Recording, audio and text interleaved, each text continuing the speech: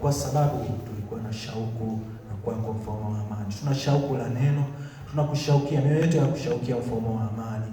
Tunaomba kupitia neno lako mfalme, ukatujaze kwa wema mfalme wa amani, ukatuongoze Bwana kwa utukufu na ukuu wako mfalme wa amani. Tuongoze mfalme jinsi unaoona ni vyema. Keti tunanyenyekea chini ya miguu yako mfalme, tusikie Bwana sauti yako mfalme wa amani kupitia mtumishi wako yule ambaye umemwandaa kwa sababu ya siku ya leo mfalme wa amani. Tunamwombea baraka zako, ukamtegemeze na mkono wako uliondari mfalme wa amani. Wacha Bwana akaseme kupitia wewe mfalme wa amani, ukamtumie kama chombo chako Bwana cha kuleta injili mfalme wa amani. Simama naye mfalme na umtende na umtie nguvu kwa hali zote mfalme wa amani. Asante mtakatifu wetu, tunakushukuru Bwana kwa maana wewe mwaminifu. Sifa, utukufu na adhama zote zako mfalme. Asante Bwana uketie patakatifu pako, tunakushukuru Bwana. Asante Bwana kwa ukuu wako Mungu wetu. Tunanyenyekea Bwana tupate kutoka kwako. Walio na mioyo ambayo imeinama mfalme, walio wagonjwa mfalme, ukawagange mfalme na kuwatibu, maana wewe ndiye tabibu mwema mfalme wa amani. Kutana na hitaji kila mmoja wetu kupitia neno lako mfalme wa amani. Tuongoze Bwana na ututende mema mfalme wa ajabu. Asante kwa sababu ya jamii zetu Bwana. Kila jamii imewakilishwa hapa mfalme. Tunaomba Bwana ukuu wako mfalme. Tunaomba nguvu zako Jehova uzikatende mfalme wa amani. Asante kwa kuwa wewe mwaminifu. Tunakushukuru Bwana tukisema ni asante na ni kwa utukufu na ukuu wa jina lako mfalme tunaomba hata tukishukuru. Amen. Tuweke mikono yetu pamoja. Karibu sana.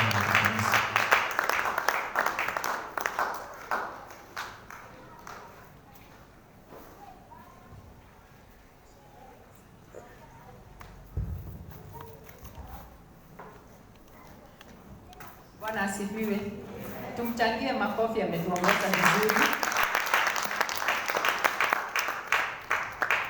Kwa majina ni Mama Faith na zaidi ya yote nimeokoka. Kristo ni Bwana. Nafurahia wokovu alionitia kwa sababu alinichagua kutoka kwa wengi.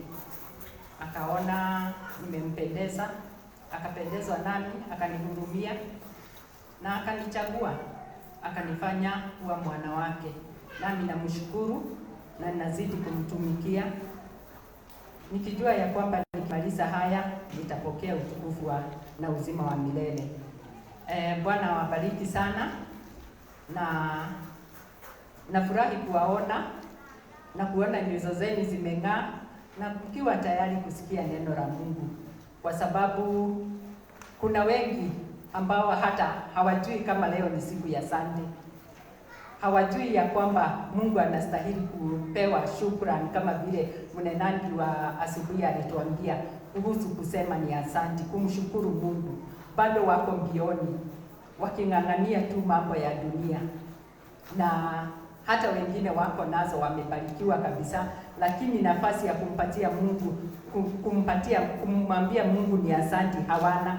Nasema ni asante kwenu na Mungu awabariki, kwa sababu mmeona ni vema mkuje mwabudu, mwambie ni asante, na mmetenga hii siku. Mmeacha mambo mengi ambayo mngeyashughulikia, lakini mkatenga hii siku, mkakusanyika mahali hapa ili kumwambia ni asante. Mungu awabariki na azidi kuwatenda mema. Wakati tulipokuwa tunaambiwa mambo ya kushukuru, kuna hilo neno alifunga nalo, liko katika Luke 17. Hapo alisema wale wakoma 10 walioponywa, mmoja akarudi kumwambia ni asante, na hapo tukaambiwa alikuwa Msamaria. Nikaona wengine labda walikuwa wenyeji wa huko, lakini huyo Msamaria alirudi. Kwa nini? Aliona ametendewa mambo makubwa. Nikakumbuka habari ya ule Msamaria mwema tunaambiwa. Nikaona kuna jambo na Wasamaria, hebu tuwaige Wasamaria. Tuwe watu wa kusema ni asante na kutenda mambo mazuri. Huyo Msamaria alirudi kusema ni asante, na alipokea, alifanyiwa kuwa, alitakaswa kabisa. Wengine wetu tunasema ni haki yetu, si ndio? Tukifanyiwa jambo unasema ni haki. Hata ukiwa ni mtoto, baba amekufanyia kitu, unasema ni haki yako kwa sababu wewe ni baba yako. Huna wakati wa kumwambia asante. tumeambiwa kwa nini Msamaria alitambuliwa? Kwa sababu alirudi kusema asante. Tusiwe tukisema ni haki yetu, tuwe watu wa kusema ni asante kwa kila jambo, liwe mzuri liwe mbaya, tumeambiwa tuwe tukisema ni asante.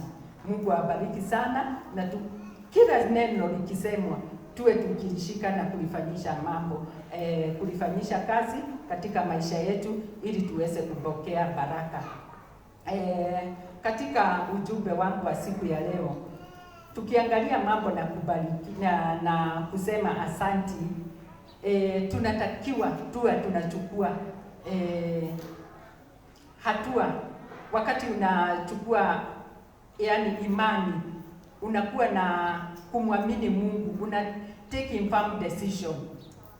Wakati unataka kufanya jambo, wakati unamwamini Mungu, unamwamini kutoka ndani, unaamini, unakuwa na ile imani ya ndani kabisa, unamwamini. Kuna huyu mama mmoja ameandikwa katika Biblia ambaye jina lake ni Ruth. Ruth tunamsoma na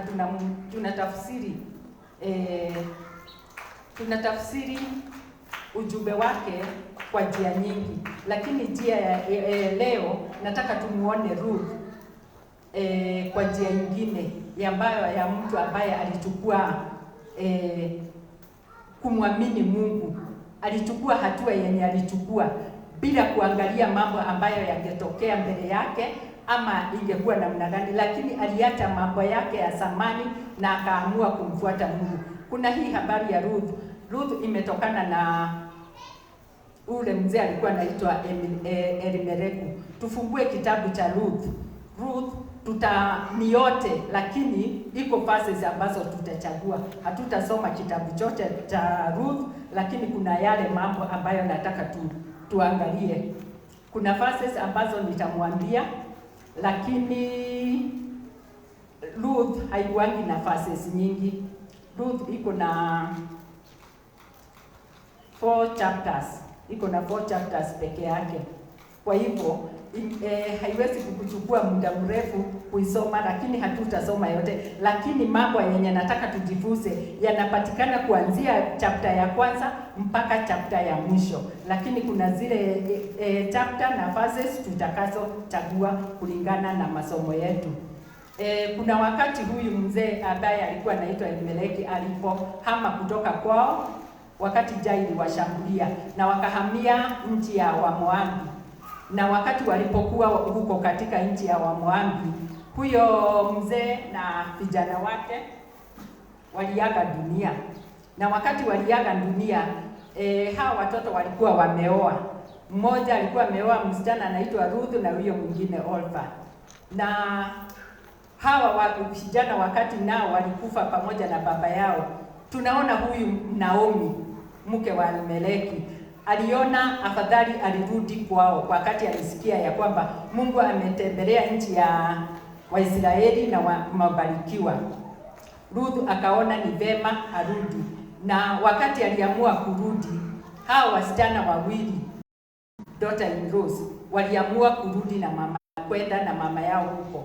Na wakati walipokuwa njiani wakirudi, mama yao aliona hapana, hata andamana na hawa wasichana. Aliwaangalia akawahurumia, akaona hawa wasichana ni wa young, hawa wasichana wako young na wanastahili kurudi ili wapate kuolewa. Na njiani aliwasihi akawaambia warudi kwao huko walipokuwa wametoka. Na wakati walipokuwa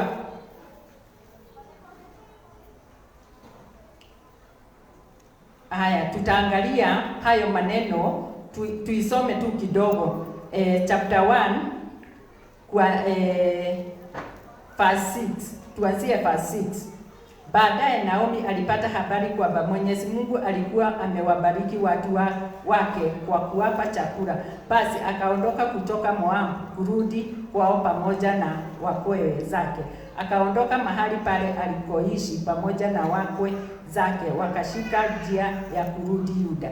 Naye Naomi akawaambia hao wakwe zake wawili, rudini kila mmoja nyumbani kwa mama yake. Naomba Mwenyezi Mungu awe mwema kwenu kama mlivyokuwa wema kwangu na kwa wale watu wangu waliofariki.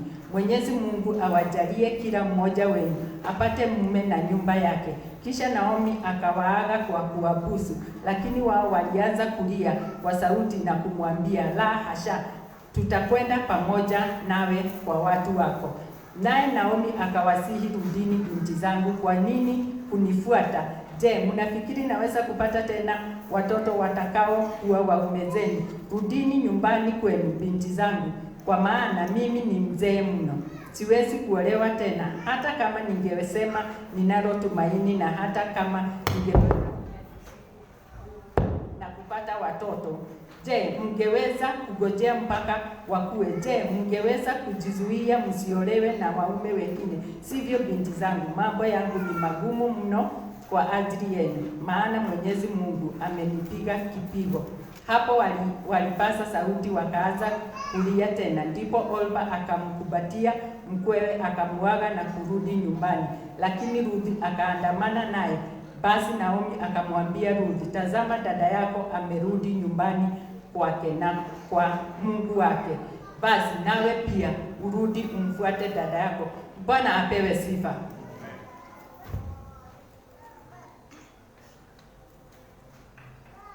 Hapo tunaona vile hawa binti zake walivyokuwa wanataka kuandamana na yeye. Naye Naomi alijaribu kuwasihi warudi kule nyumbani. Na wakati alikuwa na wasihi Orpa, na Orpa nataka tusimchukue kwa ubaya, alikubali kwa vile alielezewa mambo na Naomi vile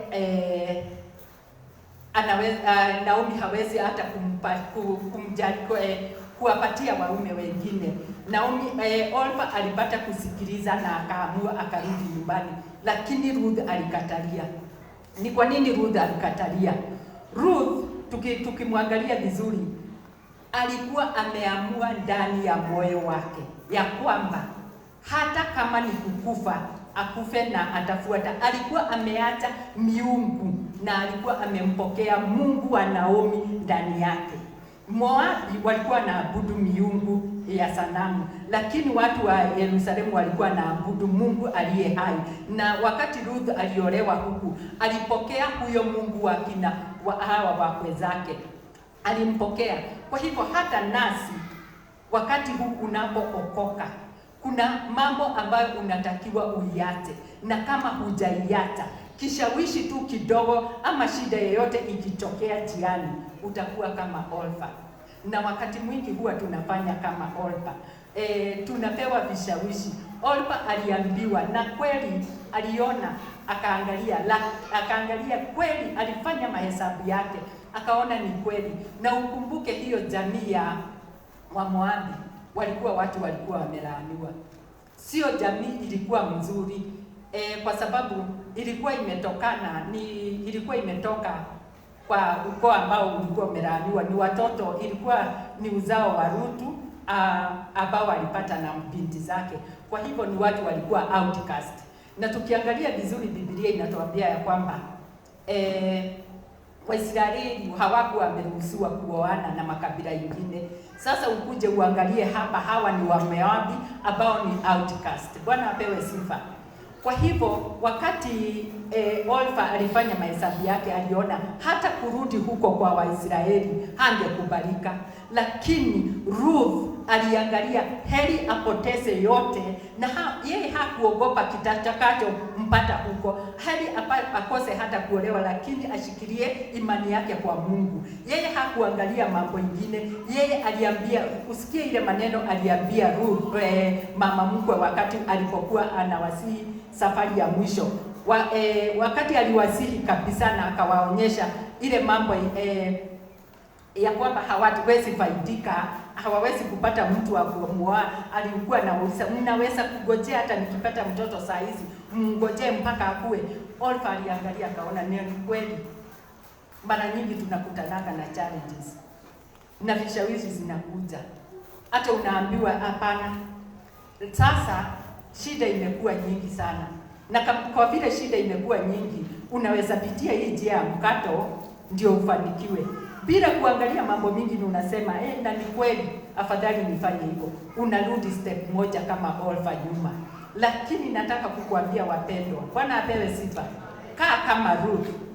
Ruth hakuangalia kitu na hakutaka kusikia vishawishi zozote. Alimwambia mamake wakati aliambiwa hivyo, alimwambia tukienda verse 16, lakini Ruth akamjibu, usinisihi nikuache wewe, wala usinizuie kufuatana nawe. Popote utakakokwenda ndiko nami nitakakokwenda, na ukaapo nitakaa. Watu wako watakuwa watu wangu, na Mungu wako atakuwa Mungu wangu. Pale utakapofia, hapo nitakufa nami, na papo hapo nitazikwa. Mwenyezi Mungu anipe adhabu kali kama nikitenganishwa nawe, isipokuwa tu kwa kifo. Bwana apewe sifa. Hayo maneno tu ambayo aliambia Naomi. Naomi hakumwambia kitu kingine, hakumshawishi tena. Ukisoma 18, Naomi alipoona kuwa Ruth ameamua kwenda pamoja naye, aliacha kumshawishi, ndipo wote wawili wakaendelea na safari hadi Bethlehem. Walipofika huko, watu wote walishangaa, hata wanawake wakaulizana, je, huyu ni Naomi kwa vile alivyo? Bwana apewe sifa. Maneno hayo ya Ruth aliyoambia mama mkwe. Mama mkwe hakuwa na jambo lingine la kumwambia. Mara nyingi katika hii safari tunakutana na challenges nyingi. Unakutana na mambo mengi ambayo yanaweza kukurudisha nyuma. Lakini ukiwa umeamini Mungu ndani yako, ati ninafuata ule Mungu nimeamini, nimemwamini kabisa kutoka ndani ya moyo wangu, huwezi ukabaduka. Hata iwe ni utarusi mambo ingine, kwa sababu katika hii safari kuna kurusi na kuna kugeni, na mambo ya ulimwengu ndio huwa tunarusi ili tupate utukufu wa milele. Ruth hakuangalia ile mambo ambayo itampotea, kwa sababu aliambiwa huko ungerudi na upate mume na uolewe na uendelee na maisha yako. Lakini hakuangalia hayo yote, kwa sababu angeanza kufanya mahesabu. Yeye alikuwa outcast. Bwana apewe sifa. Alikuwa ametoka katika familia ukoo ambao ulikuwa umelaaniwa. So angeanza kufanya mahesabu, aone kweli nafuatana na huyu mama, ni nini ambacho nitapata kutoka kwa huyu mama? Huyu mama ameishiwa na kila kitu. Bwana amekufa, watoto wake wamekufa, hana chochote, amerudi mikono mitupu. Tunaona hata wakati walifika, Naomi alisema, msiniite Naomi, muniite Mara, kwa sababu akajiona yeye ni bure, hana mbele, hana nyuma. Lakini Ruth aliamua kumfuata, na aliamua kwa sababu alikuwa ameachana na mambo ya kwao, na alikuwa ameamua kabisa kufuatana na Mungu. Alikuwa ameamua, na ndiposa alisema, pahali hata utakufa, hapo ndipo nitakufia. Mungu wako ni Mungu wangu, watu wako ni watakuwa watu wangu. Ni hatua gani unachukua wakati uliitwa? Ulichukua hatua gani? Yani unaweza kubali kuenda hasara, ndiposa usipoteze Mungu wako, usipoteze ile imani ambayo ulitiwa ndani yako wakati ulipoitwa. Ruth aliangalia hatapata kitu chochote, si utajiri huyu mama alikuwa nayo, kila kitu kimemwishia, lakini aliamua kufuatana na yeye. Na walipokuwa wanaenda, walifuatana na yeye, hakujali vile alivyokuwa. Bwana apewe sifa. Tukiendelea mbele tutaangalia vile alivyokuwa, vile alijaliwa.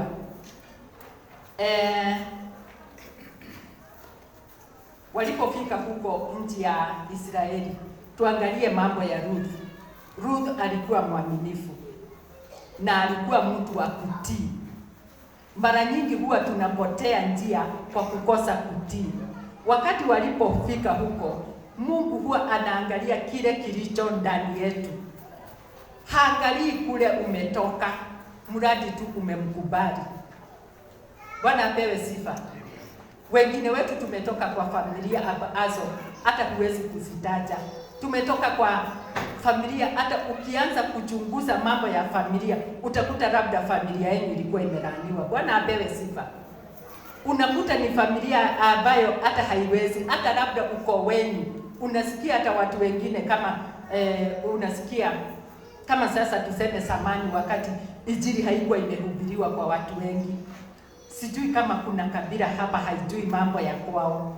unasikia kuna ukoo, unasikia sisi hatuwezi kuoa kutoka kwa ukoo fulani kwa sababu hao wako hivi na hivi, na sisi hatuwezi olewa kwa ukoo fulani kwa sababu ya hivi na hivi. Si kuna hiyo mambo? Bwana apewe sifa.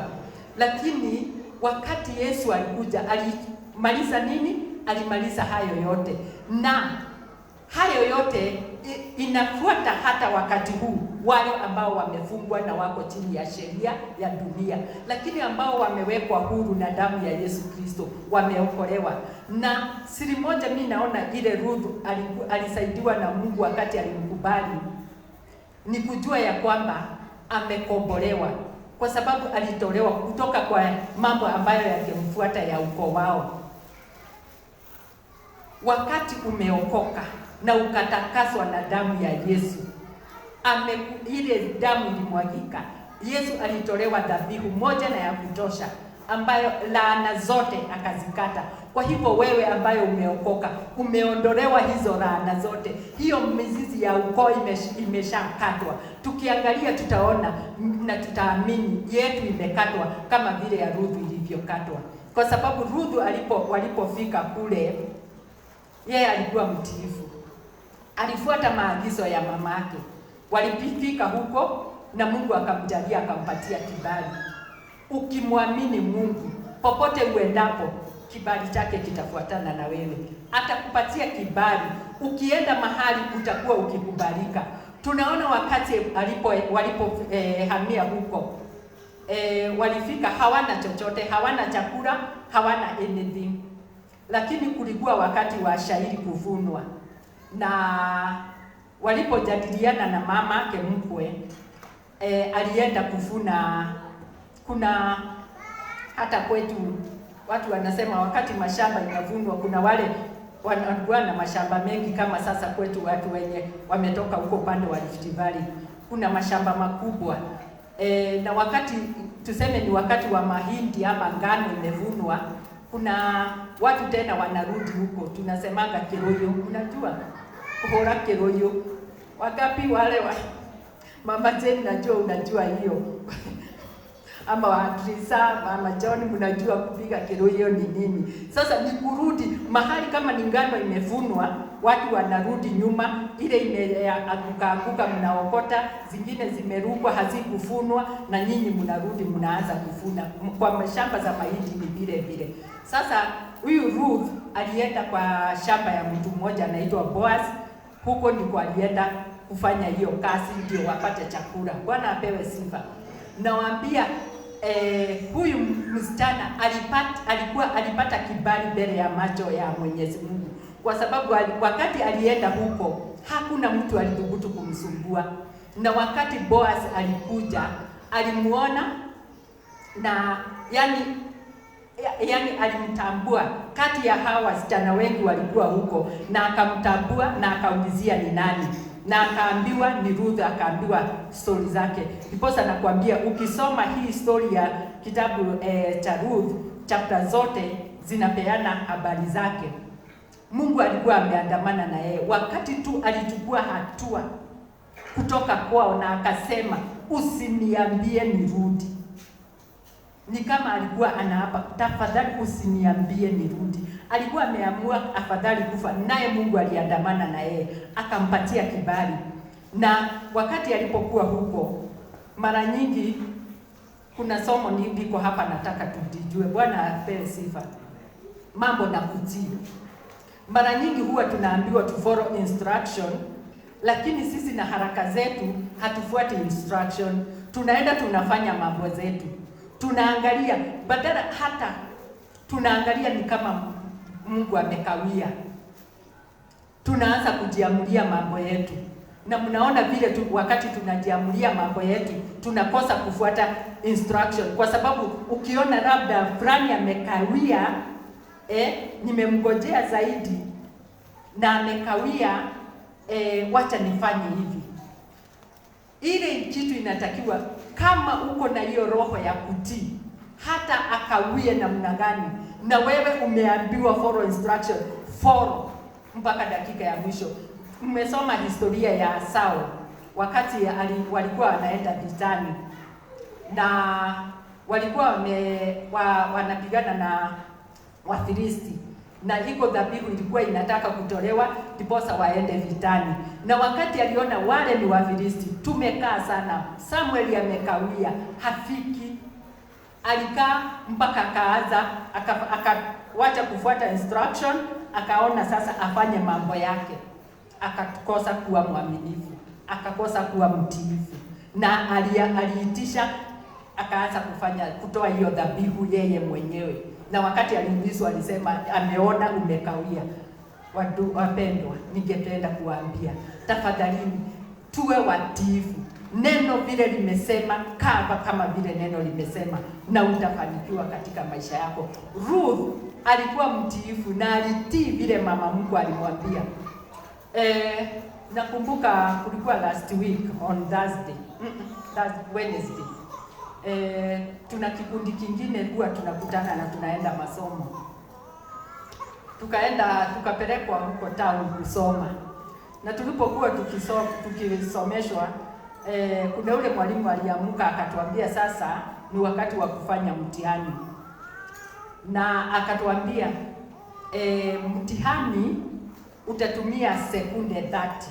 Akawekelea makaratasi. So alikuwa anakuja na karatasi imeandikwa, lakini anaifanya hivyo, anailalisha chini. Sasa uone kile kimeandikwa mbele yako, na kila mtu, tulikuwa watu kama 40. Akaweka makaratasi. Sasa akatuambia follow instruction, venye ninawaambia. Mtu asikopi ya mwingine, usifanye macho hivi ama upande wowote kuangalia mwingine vile anafanya, utakuwa disqualified. Uangalie tu karatasi yako, ushike karatasi yako, utumie 30 minutes kujibu maswali, 30 seconds. Ikiisha uache kuandika, usiandike kitu tena. Na hiyo ndio instruction, na mfuate na mtii, na usiangalie upande na usiangalie mwenzako, na usikopi nini. Tukaambiwa hayo. So akahesabu, akatuambia nao shika kalamu, tukashika. Chukua hiyo karatasi, tukachukua. Sasa iweke vizuri. Start.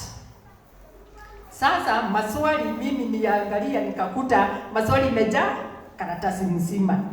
Na vile imejaa ni 30 seconds. Utafanyaje? Kama ni wewe.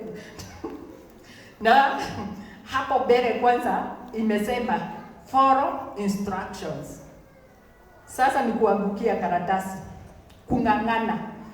Second 30 zitaisha. Tulifanya mambo yetu. Ni kujaribu kujaza haraka 30 seconds ikaisha. Hujamaliza kujaza. Akasema stop. Saa hizo sijamaliza. Sasa nitaanguka mtihani. Ni kuendelee na waambia stop. Haya, akasema sana nakuja nikiangalia. Akakuja, anachukua, anaweka chini, akaenda route, alichukua karatasi moja. Akasema ndio mmejibu nyinyi wote, lakini mtu mmoja tu ndio amepita mtihani. Nyinyi wengine mmeanguka. Sasa nikawa mmoja, nikajiuliza kwa roho, tumeambiwa tumeanguka mtihani.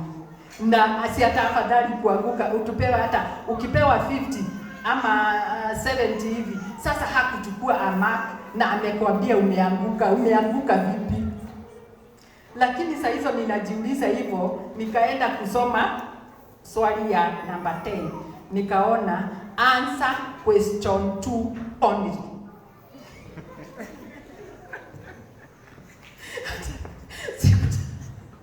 Nilikuwa nashindwa nikae huku chini, niingie chini ya meza ama nifanye nini. Sasa tulianza kuangaliana. Saa hizo watu wote, kwa sababu hatukufuata nini? Instruction.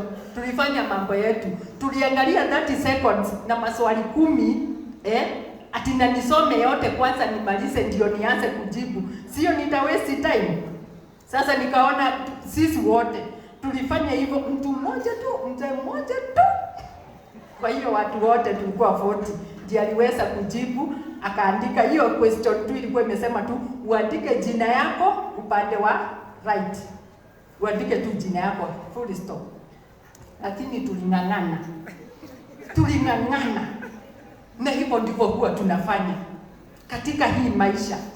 umeambiwa utii, lakini unakaa unaangalia, hapana.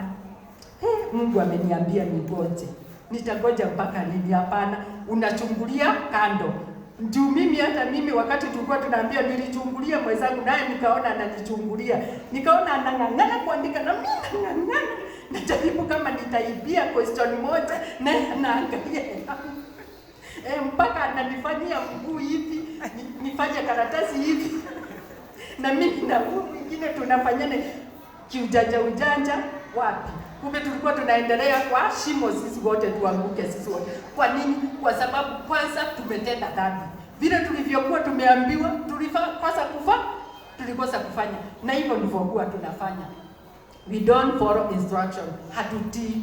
Kwa sababu tu ni kusoma, kufika hapa uone ile umeambiwa uijibu tu, na ni hivyo. Hata secondary haikuwa imeisha. Kwa sababu ni kusoma tu haraka. Na kwanza ilikuwa imeandikwa na capital letters na nini, lakini umevalishwa miwani kwa sababu ya ujanja wako. Na hiyo ujanja, Bwana apewe sifa. Huo ujanja ndio tunaotumia even nowadays. Tunajaribu kutafuta shortcuts zetu. Huwezi kufuata vile maagizo imesema. Biblia imetupatia sheria zote za kufuata, lakini tunatunga sheria zetu na tuzanisukumia hapa ndani, na tunaanza kuuliza wenzetu tufanye nini. Tuangalie Ruth. Tukirudi kwa Ruth wakati walifika huko, aliambiwa vile atakavyofanya. Aliambiwa atii, na akaambiwa kuhusu huyu mtu alikuwa anaitwa Boaz. Akaambiwa Naomi alikuwa mwanamke mwerevu, niseme hivyo, na alikuwa mcha Mungu, na aliangalia akaona huyu binti siwezi nikamwacha hivyo, nitamsaidia katika maisha yake, na alimwambia vile atakavyofanya. Na wakati hiyo shairi ilikuwa inatengenezwa, wanasema kubura hiyo shairi, wakati walikuwa naitengeneza, alimwambia ufuate instruction venye nitakwambia. Ukisoma Biblia kuna zile instruction Ruth aliambiwa ufuate.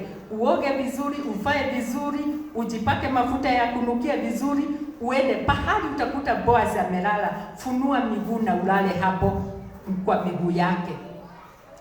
Hivyo ndivyo Ruth alifanya. Nilikuwa namwangalia, alienda tu vile aliambiwa na mama. Na alipoulizwa wewe ni nani, alisema mimi ni Ruth. Sasa akaintroduce, akamwambia nimekuja kwa sababu wewe ndio unayeweza kutusaidia. Bwana apewe sifa. Sijui kama nilikuwa namwangalia vile alifanya, hakuuliza mamake maswali. Kwa nini unaniambia? Kwa nini? Hakuuliza, hakuwa na maswali mingi ya kuuliza. Yeye tu ni kutii, nimeambiwa nifanye hivi na hivyo ndivyo nitafanya, nikiulizwa nitajibu hivi, full stop. Bwana apewe sifa. Na ndiposa alipata kufaulu mtihani wake. Hakusema, hakuanza kutoa siviji sababu. Unajua nimekuja huku kwa sababu ya ABCD. Mimi ni mjane, nimeviwa. Kwa hivyo ABCD. Yeye hakuwa na mambo mingi. Ile kitu inatuangusha ni kuwa watu wa kupeana mambo mingi, kutoka nje ya yale makusudio ya Mwenyezi Mungu. Mungu akiwa juu mbinguni anakutazama na anajua hali yako. Bwana apewe sifa. Anajua hali yako, anajua yale yote unayopitia, na anajua kinachokufaa. Hata wakati tunapoomba huwa tunaomba maombi mengi. Nataka Bwana unifanyie haya, Mungu ninaomba hiki, ninaomba hiki, ninaomba hiki. Tunaweka orodha ya mambo yale ambayo tunatoka. Bwana apewe sifa. Tunamwekea mambo mengi, lakini yeye kwa mtazamo wake anakutazama ndani, kwa sababu anajua kule utokako na kule uendako. Anajua hata maisha yako ya baadaye, na anajua ni nini kizuri na wewe. Hicho ndicho anachokupatia. Hakupatii tu kile umeomba, anagalia ni nini kitakachokufaa. Bwana apewe sifa. Sometimes huwa tunaweza kuwa tunaomba nipe mali, nataka niwe tajiri na ndio niweze kufanya ABCD, ndio Mwenyezi Mungu anajua. Lakini akiangalia rohoni, ndani ya roho yako, hujakuwa tajiri kwanza kiroho. Atakupatia ni gani? Utajiri wa material ama atakupatia wa kiroho? Ni gani atatangulia? Bwana apewe sifa. Bwana wetu ni Mungu wetu ni mwaminifu. Yeye anajua kinachokufaa. Atatangulia na kukutajirisha ndani ya roho. Atatangulia kukutajirisha ndani ya roho, ndiposa hata wakati atakupatia mali hii ingine utaweza kuitumia na haitakuondoa kutoka kwake. Utazidi kumuinua, na ndiposa wakati hata utabarikiwa utakuwa na ile roho ya kurudi na kumwambia asante. Bwana apewe sifa, kwa sababu roho yako kwanza imetajirika. Bwana apewe sifa. Tuwe watu wa kuamini, kutii na kufuata vile tunaambiwa. Na Ruth alifuata.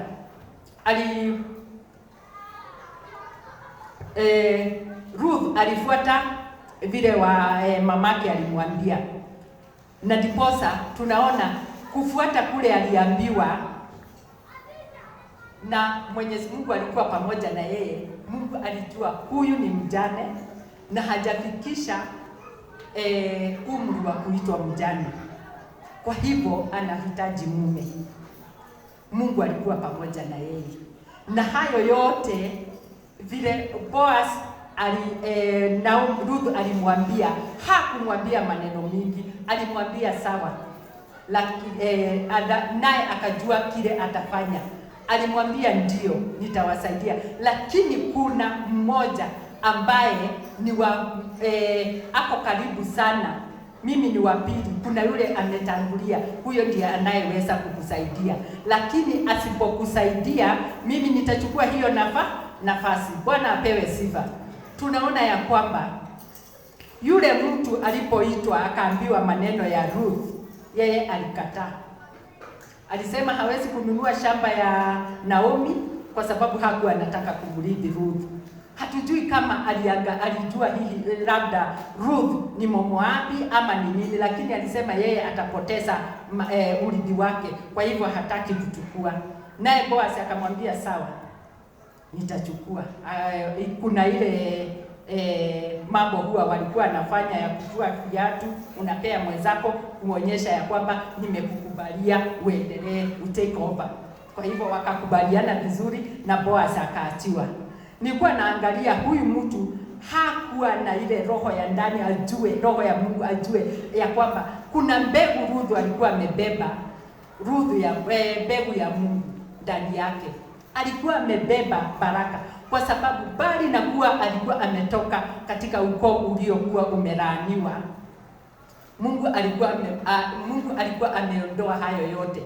Na ndio ni maana niliwaambia, wakati unapomkubali Mungu, unakubali Yesu, unatakaswa, yote mizingi yote inafunjwa na inaondolewa. Ile mambo ilikuwa yenyu ya zamani inaondolewa, unakuwa kiumbe kipya.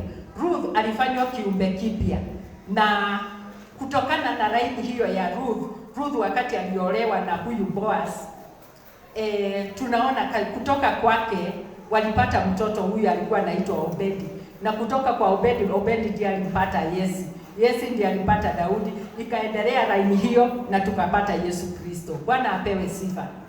Kwa hivyo kama Ruth angeendelea kuwa ati ile laana ya kuwa ni outcast imemfuata, sioni kama Yesu angesaliwa katika huo ukoo ambao ni wa watu wamelaaniwa. Hangesaliwa kwa huo ukoo. Kwa hivyo wakati umeokoka na umetakaswa na damu, ile laana zilikuwa zimelaaniwa ukoo wenu, wewe umetenganishwa nazo.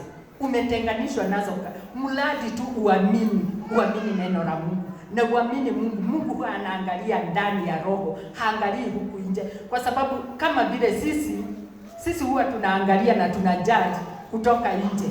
Nikikuangalia tu hivi vile tunapelekana na vile unaongea, ninakujaji tu kuangalia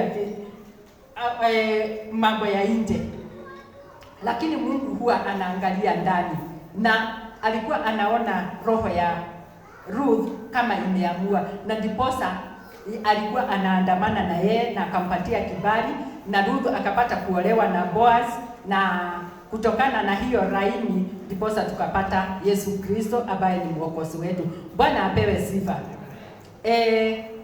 Tunaona mambo ya kumwaminia Mungu mambo yako yote. Hebu tuangalie kitabu cha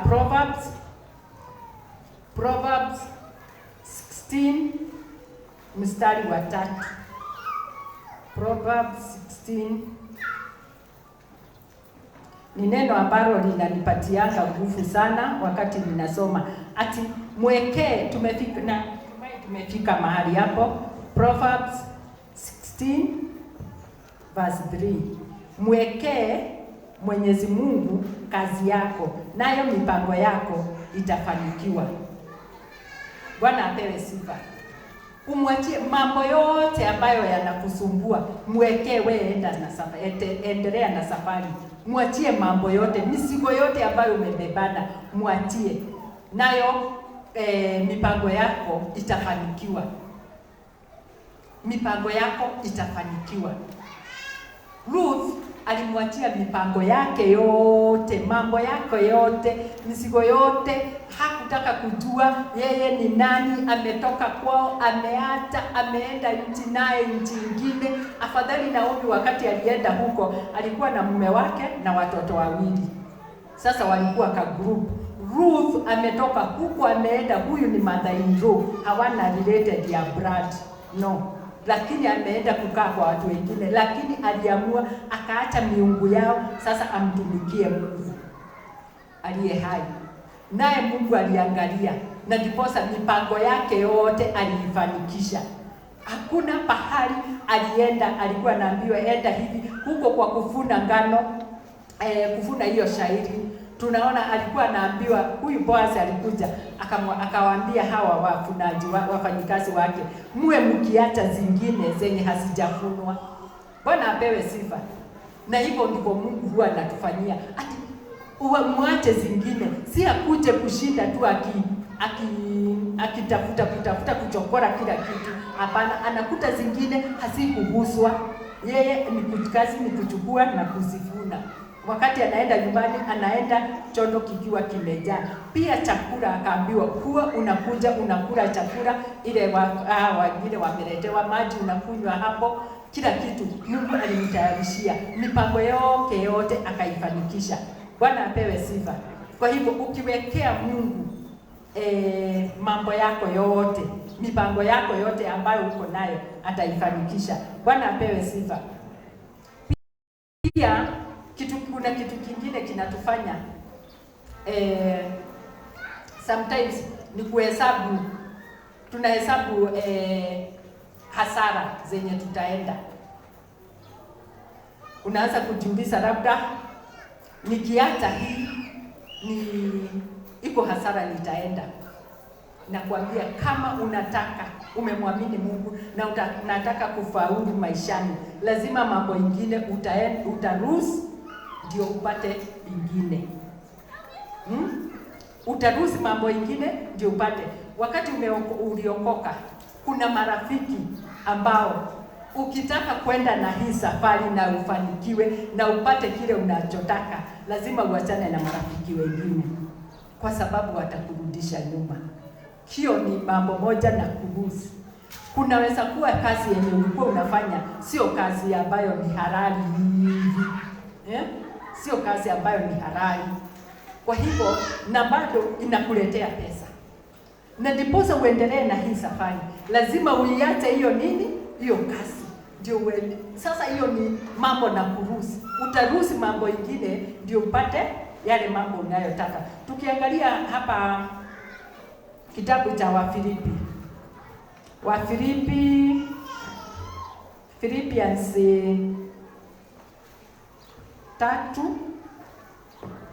3 mstari wa 8 hadi 11. Wafilipi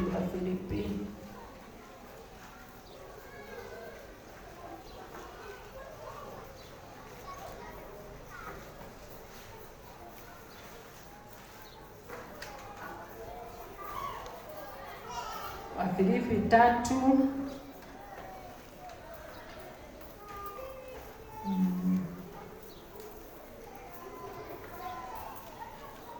ni wakati Paulo, haya maongezi yaliongelelewa na Paulo. Hebu tusome vile alisema. Wafilipi 3 mstari wa 8 mstari wa 8 hadi wa 11. Naam, wala si hayo tu, ila naona kila kitu kuwa ni hasara tupu kwa ajili ya jambo bora zaidi, yaani kumjua Kristo Yesu Bwana wangu. Kwa ajili yake nimekubali kutupilia mbali kila kitu, nimeyaona hayo yote kuwa ni takataka, ili nimpate Kristo na kuunganishwa naye kabisa. Bwana apewe sifa. Mimi sitaki tena uadilifu unaotokana na kuitii sheria. Sasa ninao ule uadilifu unaopatikana katika kumwamini Kristo, uadilifu utokao kwa Mungu na ambao unategemea imani. Ninachotaka tu ni kumjua Kristo na kuiona nguvu ya ufufuo wake, kushiriki mateso yake na kufanana naye katika kifo chake. Bwana apewe sifa. Nikitumaini kwamba nami pia nitafufuliwa kutoka wafu. Jina la Bwana lipewe sifa. Huyu ni Paulo aliongea hayo maneno. Wakati Paulo aliokoka, Paulo alimwamini Mungu kabisa na roho yake yote, na alikutana na mateso mengi, hata hakuwa anakubaliwa na mitume wale wengine. Kwanza kwa sababu ya ile vile alivyokuwa anatesa Wakristo, walikuwa wamemuogopa, na isipokuwa tu ni ile tuseme kibali cha Mungu, walikuwa hata nao wamemkataa, lakini kwa sababu ya usaidizi wa Roho Mtakatifu akakubalika. Naye hayo yote vile alikuwa ameamini, alikuwa ameamua hata kama ni mateso nitakutana nayo, niko tayari. Na aliangalia nyuma kule alikuwa ametoka.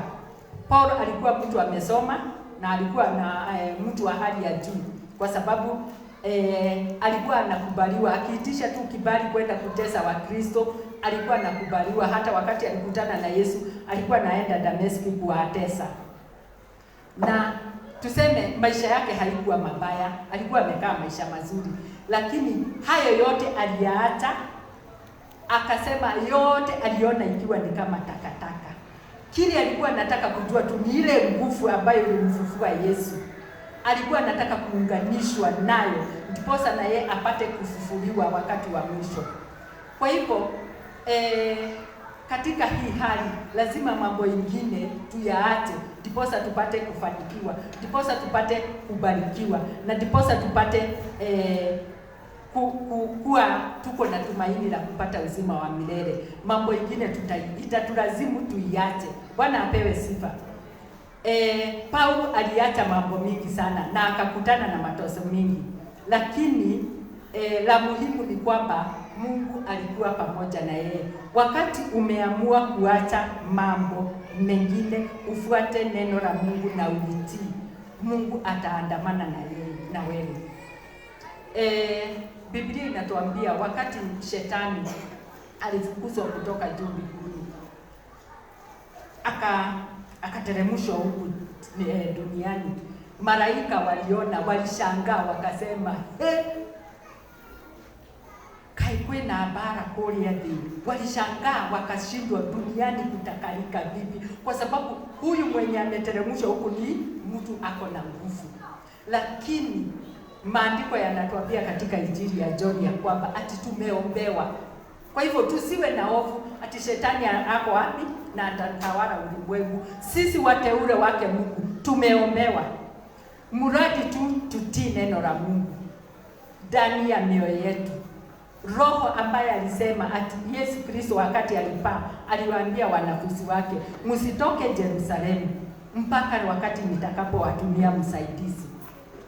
Na walikaa wakigojea, hawakutoka, walikaa hapo wakagojea. Nilikuwa najiuliza, na kama mmoja wao hangetii aseme nitoke, wakati Roho alikuja, angeshukiwa na Roho? Hangeshukiwa na Roho. Kwa hivyo jambo la kutii ni la maana sana.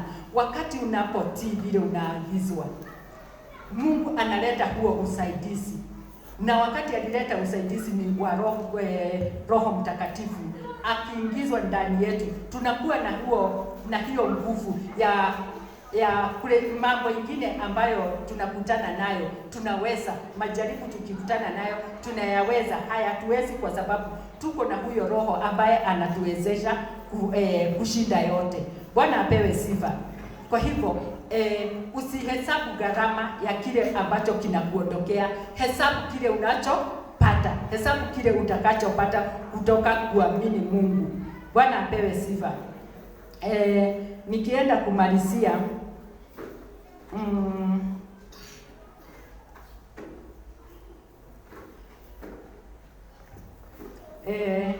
hii ni himizo tu liko katika kitabu cha Zaburi 37, Psalms 37, Psalms 37, 5 and 6.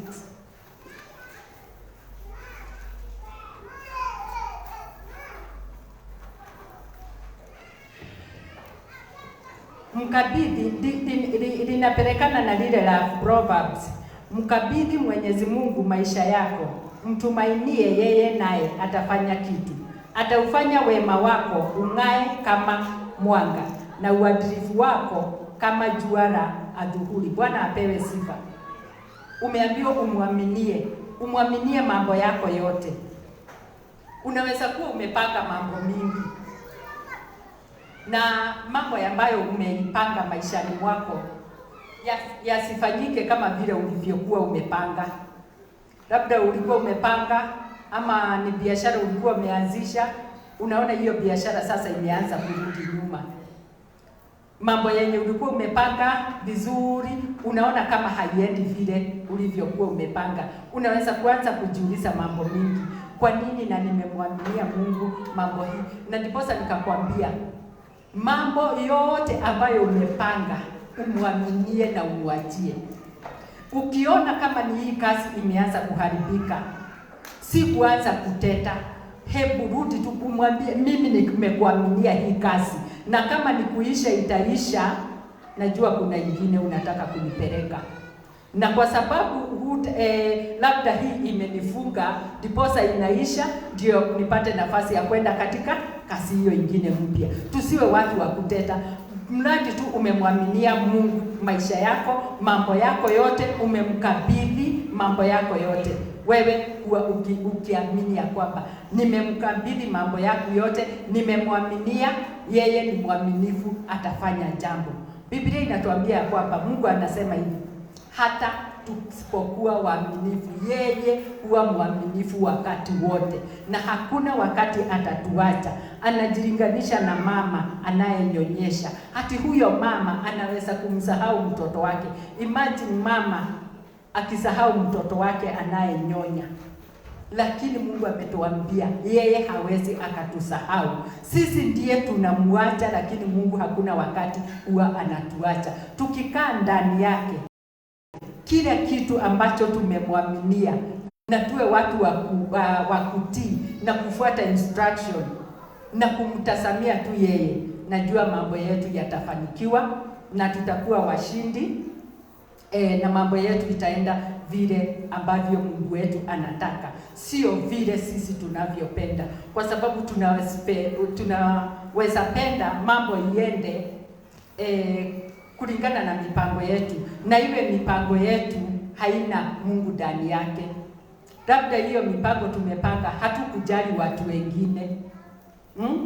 Si unaweza kujikuta katika hiyo hali, umeanza jambo lakini hujali kama kuna watu wengine, kama vile tunaona watu wanapewa kibarua ya kutengeneza barabara, wacha niwaite contractors. Anakuja, ndio ni kazi nzuri, na mwenye alimpatia ni kazi nzuri anafanya. Wanachimba mashimo, anawacha nini? Mashimo ikiwa wazi. Mvua inanyesha, maji inaingia, watoto wanacheza, wanatumbukia nini? Tumbukia ndani. Hebu nikwambie, mwenye mtoto ataona uzuri wa barabara ama yeye ni kilio atakuwa nacho? hawezi kuona uzuri wa hiyo barabara. Hata wakati atakuwa akiiona tu, atakumbuka hii barabara wakati ilikuwa inajengwa, shimo ilichimbwa hapa na mtoto wangu akaanguka akakufa. Kwa hivyo yeye haitakuwa na umuhimu. Kwa hivyo ile mipango tunayopanga, tupange tukiangalia ni hii mpango ninachukua, hili jambo nataka kulifanya, wale wengine nitawafinyilia. Ndiposa tukaambiwa upende mwenzako kama vile unavyojipenda. Ukiangalia yule mwingine, ndiposa hapo mipango yako inakuja kufanikiwa. Mambo mara nyingi huwa tunapanga mambo inakosa kufanikiwa, kwa sababu Mungu wetu haangalii tu hapo, anaangalia hata kule tumetoka, kule tunaenda. Hii mipango ambayo uko nayo itakuja kuwa sumu kwa wengine siku za usoni. Kama itakuja kuwa sumu na itakuwa kuja mbaya, ataipangua. Kwa hivyo wakati unapopanga, panga ukimshirikisha Mungu. Katika kila mpango, shirikisha Mungu wako, shirikisha yeye mipango yote, na ndiposa amesema mipango yote mwekee. Ukimshirikisha mipango yote, na kwa sababu unajua hii mipango ni mizuri na ni straight, huwezi ukamficha lolote. Utamwambia kila kitu, utakiweka wazi mbele zake, naye akiona ataifanikisha. Ndiposa tunaambiwa umwekee kila kitu, umwamini, umtrust. Bwana apewe sifa. Naona kama masaa yetu imeyoyoma, lakini ningewacha tu na hilo himizo la kuwekea Mungu mizigo yote, na wakati wowote unapotenda jambo, jaribu kufuata instruction. Na ningewaomba wapendwa, tuwe marafiki wa neno la Mungu. Kuna katika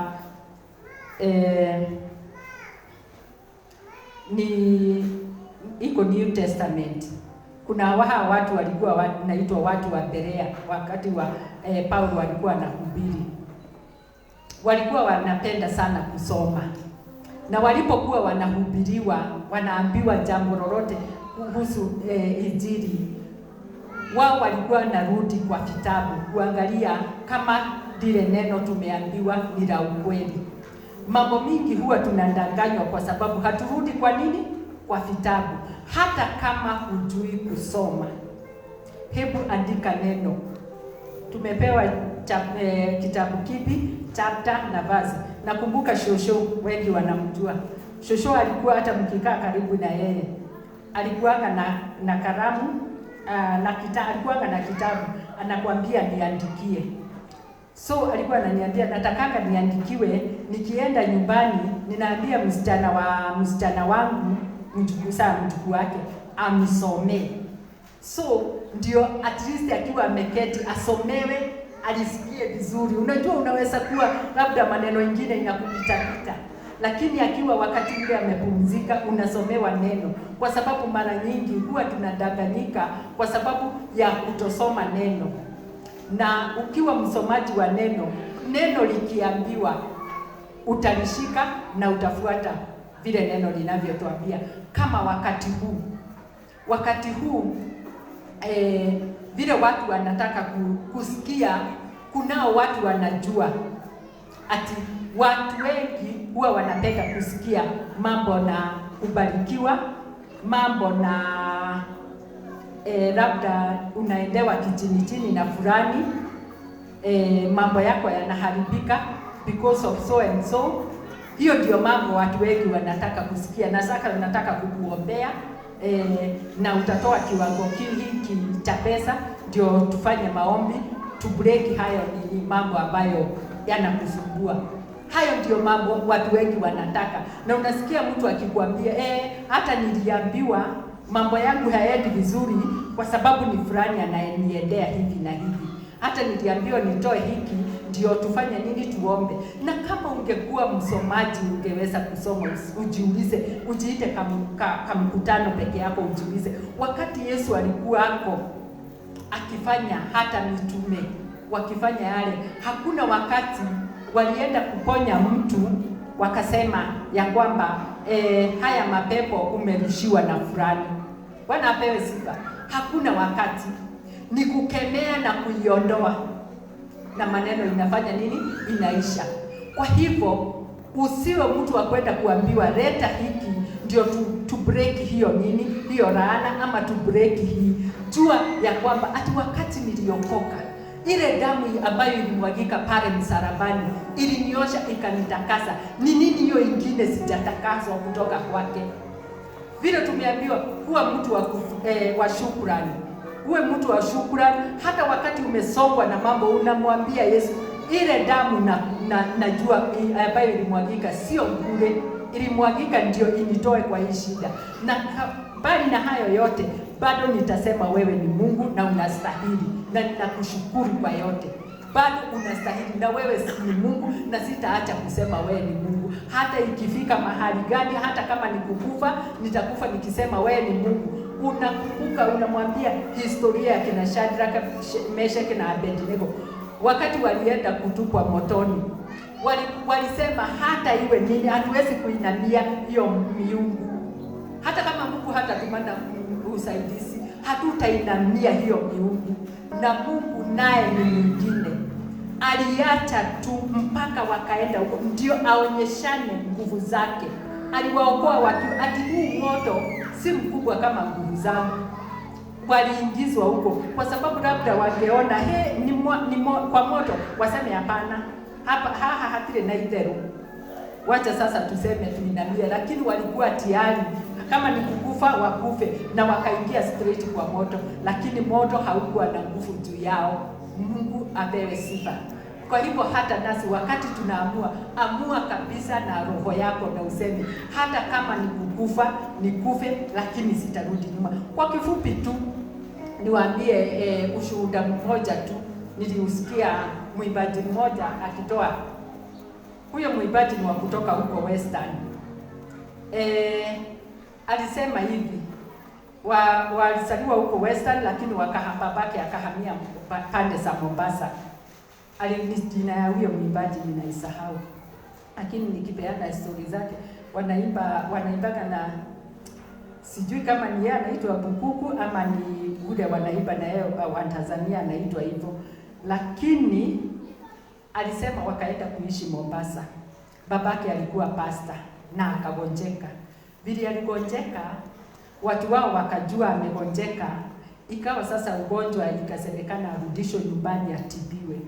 Lakini yeye akawaambia, kama ni mambo na kunipeleka kwa waganga ama mambo na kimila, afadhali nikufe. Vile niliokoka na nikamwamini Mungu, niliachana na mambo yote ya zamani. Sasa ninafuatana na Mungu vile neno limesema, na ninaamini damu ya Yesu imeniosha na imenitakasa, na nimetenganishwa na mambo ya ukoo, ya familia, na mizizi yote imeng'olewa. Na alikaa na ugonjwa akaendelea, na akasema, akaambia, wakati aliona bado anaendelea kufinyika, akaambia mke wake, wakati nitakapokufa nisifanyiwe mazishi ya kimila, nifanyiwe mazishi ya Kikristo.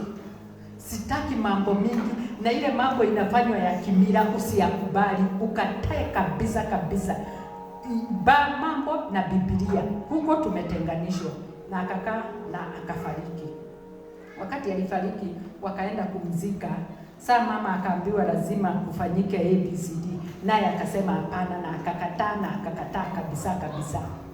Ikawa unakataa kwa sababu unajua kile kilimuua, labda niwe ulimaliza. Mama alikataa, akasema hata mseme nini, hamtamfanya nini, sitakubali. Na mpaka vita ikatokea kwa mazishi. Alikuwa anasema ni vita ilipiganwa kwa sababu watu wa upande wa mama walikuja kumdefend wakati walikuwa wamesema wamuue. Sasa ikawa vita upande wa kina mzee na upande wa kina mama, vita ikawa kali. Watu wa kijiji nao wakaingilia, wengine wanasaidia upande huu, wengine upande huu, lakini mwishowe Bwana Mungu akatawala na mazishi ikaendelea. Lakini usiku huo wakasema kumepoa, huyu mama tutammaliza usiku. Naye usiku huo mama akasema, akaambia watoto wake, ile kitu tutafanya huku hatutalala mpaka asubuhi, tutaondoka usiku tutoroke. kuna mtu alimuibia siri. Mungu akosi kufahamisha watu wake mambo. Kuna mtu alikuja akamuibia siri, lakini huo usiku kitu saa 6 ya usiku mama akajifungua mtoto, alikuwa mjamzito, na saa hizo wamefunga mizigo watoroke, na amejifungua mtoto. Sasa msichana wake huyu sasa alikuwa anatoa ushahidi, akamuuliza mama, tutaweza kwenda? Mamake akamwambia tutaenda, sio kwa nguvu zangu za mwili, bali ni za nguvu za Mwenyezi Mungu. Tutaenda, ataniwezesha.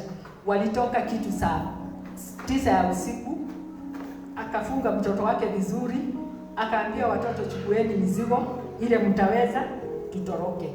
Na walitoroka usiku. Alisema walitembea kilomita nyingi. Ujue mama amejifungua mtoto, na alitembea kilomita nyingi sana usiku, na wakaenda pahali walijificha, mpaka sasa wakapata gari na wakatoka. Walisafiri huo, hakuna mahali hadi walisema wapumzike. Hapana, mama na shida zake mpaka Mombasa wakaenda huko. Na walipoenda shida haikuwaachia hapo, shida ikawaka moto. Lakini mama yao alikuwa anawaambia, Mungu wa baba yenu ndio tutafuata. Kama na sisi ni kukufa, tukufe vile baba yenu alikufa, tuzikwe hivyo, tuende kwa Mungu. Dunia tuiondokee, lakini ya dunia tuliacha, na miungu na nini tusikubali. Waliteseka wakateseka, lakini hatimaye alikuwa anasema yeye kuenda ng'ambo ni kama kuenda pale sokoni. Bwana apewe sifa. Vile wamekaa maisha yao sasa, wote watoto wao, mama yao, hata wakati walisema arudi huko apeleke injili huko na aende kuiba huko, watu wao wote, na walikuwa wamechukua mali yao na kila kitu, na wakawaambia pahali watawapata ni kuwaua. Wote walikuwa wanataka kuitanishwa na yeye. Unasikia mtu anakuja anasema huyu mtoto ni wangu, akiuliza ati huyu anakuja kuiba huku ni wako? Ni wangu. Wako vipi? Ngani? Si ni ule wa ndugu yangu mwenye alikufa, si ni mimi niliwachukua, sasa si ni wangu? Unaona, watu wote wanataka kuitanishwa na. Kwa nini? Kwa sababu walikataa kabisa, wakasema hata kama ni kukufa, heri wakufe wakiwa ndani ya Yesu. Lakini hawatakana imani yao, hawataungana na miungu, lakini watamtumikia Mungu. Kama ni kukufa, wakufe, wazikwe, wajue wameenda kwa juu mbinguni. Ile kitu inatusumbua ni wasiwasi. Inafika mahali tunaona mambo imetusonga sana, tunaona tunasarenda. Usisarenda na useme hata kama ni kukufa, wacha tu nikufe, kwa sababu hutaishi hii duniani forever. Mwishowe utakuja kufanya nini? Kuiacha. Lakini uiache ukiwa msafi. Finally, kidogo tu hiyo kitu ya kuamini, unaamini ati mwishowe nitatoka hii duniani. Utatoka vipi? Mamangu aligonjeka sana, alikuwa na kansa. Ilikuwa ya mguu pale chini, na wakati alilala hapa Kenyatta akafanyiwa operation, ikakaa tena, ilikuwa pale chini hapa kwa kisigino, ikapanda ikakuja hapa karibu na juu ya goti, tukampeleka huko Kijabe. Daktari akamwambia wakati walikuwa nakufanyia operation pale chini ilikuwa imepanda, na daktari hawakujua. Kwa hivyo ndio isiendelee, wacha tukate mguu hapa kwa goti, ndio sasa isipande. Ndio sasa tuiondoe kabisa. Mama akauliza daktari, ukinikata mguu nitakufa? Daktari akamwambia hapana, si ni kupeleka dieta. Mama akamwambia hapana, sikuulizi hivyo, na kuuliza kama nitaishi duniani milele. Daktari akamwambia hapana mami, si hata umri yako umesonga. Alikuwa na 80. Akamwambia lakini tunataka kukuongezea masiku tu, watoto wako bado wanahitaji kuja nyumbani, wanakuona, wanafurahi. Kwa hivyo tu si ati utakufa, lakini bado ni masiku na kukumrahisishia uchungu. Mama akamwambia wacha nikwambie kitu moja, yule Mungu ninaamini, kama ni ajali imenikata mguu sawa, lakini mimi kwenda kulala hivi kuweka mguu yangu hivi ati mchukue mkate, si mguu wangu, na bado nitakufa. Wacha nikufe na miguu yangu yote miwili, juu hata nikikatwa bado nitakufa. lakini iko kitu moja nataka kukuambia. Mimi najua mtihani Mungu amekata nini, huo mguu sina. Mimi ninaamini, na kama hiyo ndio itanitoa hapa, basi hiyo ni basi tu ya kwenda mbinguni. Kila mtu ako na basi yake. Ile kitu mimi najua nitazidi kumwamini Mungu. Sasa daktari alijaribu kutuambia simumbembeleze mama akubali tu. Tukamwambia vile imani ya mama huwezi ukamuondoa. Vile ameamini ni hivyo. Na nakwambia imani nyingine. Tulitoka na mama akatuambia, wacha niwaambie, msijisumbue kunitoa huku kunipeleka huku, kunitoa huku kunipeleka huku mahospitali zote. Hapana, staki. Zile hospitali nimetembea zimetosha.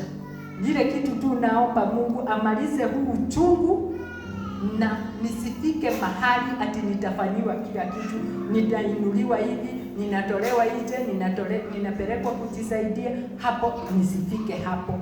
Wakati ataona mambo ya kazi zangu zimeisha, anichukue pole pole niende, lakini mambo mengine hapana. Nakwambia imani ni kitu kingine. Mam hakukunywa madawa zingine, Panadol. Akisikia ugonjwa kidogo, nilikuwa nasema nasikia uchungu, nileteeni Panadol. Panadol ya dukani analetewa na mesa. Alikuwa anaendelea hata wakati alipokuwa akienda kuaga, yeye ndiye alikuwa amepika lunch. Nakumbuka ilikuwa siku ya Sunday, alafu juu alikuwa anasikia vibaya, tukasema labda ni malaria. Tukamwambia mama, wacha upelekwe hospitali badala ya kununuliwa dawa za malaria, na hatujui kama ni malaria ama ni typhoid, upelekwe hospitali. Akakubali, akapelekwa. Lakini siku hiyo ndio ilikuwa siku yake. Wakati alienda na aliona, juu aliambia ndugu yangu ndio walibaki na yeye hapo akaekae, kwa sababu yeye alikuwa anakaa mjini. Mama alimwambia, enda na kesho hutanipata. Akamuuliza, kwani mama unaenda wapi? Akamwambia, wewe enda na kesho. Akamwambia, basi siendi. Akamwambia, nikukuchezea tu na kuchezea. Wewe enda, lakini uambie hao wengine vile niliambia kila mtu ni hivyo, na wapenda nyinyi wote. Sasa na ikawa ni hivyo. Hakusubuka. Kwa hivyo tukimwamini Mungu wetu ni mwema. Ukimradi kumwamini, umwaminie mambo yako yote, hata kama uko katika hali gani, uwe na msimamo. Ruth alikuwa na msimamo, hata vile aliongelesha mamake hii ya mwisho. Mamake hakuwa hapo 16 mstari wa 16, mamake hakuwa na jibu lingine la kumwambia. Alimwambia twende tu. Katika ile hali huko unaweza kuwa na msimamo, na hata kama ni hali gani uko nayo, Mungu naye hapo akuje na hali yako aitengeneze vile yeye anaona ni vema, na vile hata wewe utafurahia. Na anapokufanyia mambo mazuri, usisahau kumwambia asante. Hata sisi wakati hata mama alienda, unajua utafeel, lakini mwisho unaona kweli Mungu alifanya yake, kwa sababu ile uchungu alikuwaka nayo aliumaliza. Na mama hata kwenda kwake alienda akiwa mtu hana maumivu hiyo ya mwili. Kwa hivyo na tukamshukuru Mungu. Kwa hivyo wakati unakaa, kuwa na imani ati jambo lolote ambalo nitamwaminia Mungu anaweza na atalitenda. Tusipoteze imani na tufuate neno lake, tufuate vile limesema, tufuate instructions.